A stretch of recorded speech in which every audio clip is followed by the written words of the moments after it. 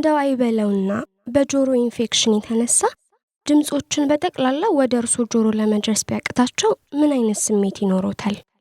ይህ አይነቱ ኢንፌክሽን የጆሮአችን መካከለኛው ክፍል ላይ ቫይረሶች አሊያም ባክቴሪያ ሲገኝ ነው የሚፈጠረው።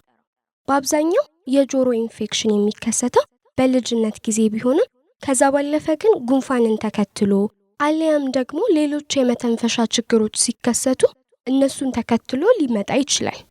ይህ እንደሆነ የምናውቅባቸው ምልክቶቹ ደግሞ ከፍተኛ የሆነ ራስ ምታት፣ ትኩሳት፣ በጆሮ ውስጥ ፈሳሽ መብዛት፣ ከበረታ ደግሞ ማቅለሽለሽ፣ ማስመለስ፣ ባላንስ የማድረግ ችግርና በከፊል የመስማት ችግር ናቸው።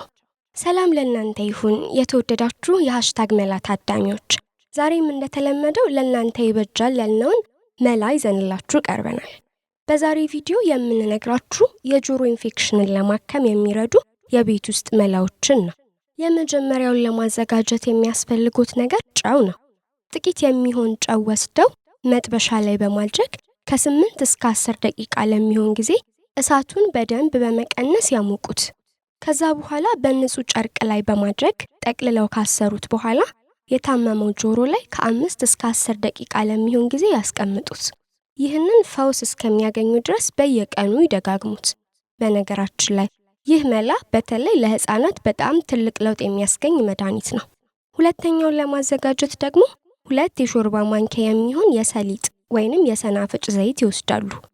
በላዩ ላይ 2 ፍሬ ነጭ ሽንኩርት በመጨመር ምድጃውን በትንሹ ለኩሰው ይጣዱትና ጥቁር እስከሚሆን ድረስ ያቆዩት። በመቀጠል አውርደው ያጥሉትና በንጹህ ዕቃ ውስጥ ያስቀምጡት። ከዛም ንጹህ ጥጥ በማዘጋጀት እየነከሩ ከ2 እስከ 4 ጠብታ በታመመው ጆሮ ላይ ያድርጉት። ሶስተኛውን ለማዘጋጀት ደግሞ ከ4 እስከ 5 የሚሆን የበሶ ብላ ቅጠል ይውሰዱና ጭማቂውን ከውስጡ ያውጡ። ከዛም ልክ እንደ ቅድሙ በጥጥ በመንከር የታመመው ጆሮ ላይና ዙሪያውን ይቀቡት። ታዲያ ወደ ውስጥ እንዳያስገቡት። ይህንን በቀን 2 እስኪሻሉት ቢያደርጉት ይመረጣል። ነገር ግን በ2 ተከታታይ ቀናት ውስጥ ለውጥ ካላዩበት በአፋጣኝ ወደ ዶክተሩ ዘንድ መሄድ ይኖርቦታል ማለት ነው። ጤና ይስጥልን ውድ የሃሽታግ መላ ተከታታዮች፣ እኚህንና መሰል መላዎችን ሁሌም ወደ እናንተ ስለምናደርስ ቀድሞ እንዲደርሱት ሰብስክራይብ ማድረጉን አይርሱ። ሌሎች ማወቅ የሚፈልጉትን ደግሞ ከስር ኮሜንት ላይ ይጻፉልን። እናመሰግናለን።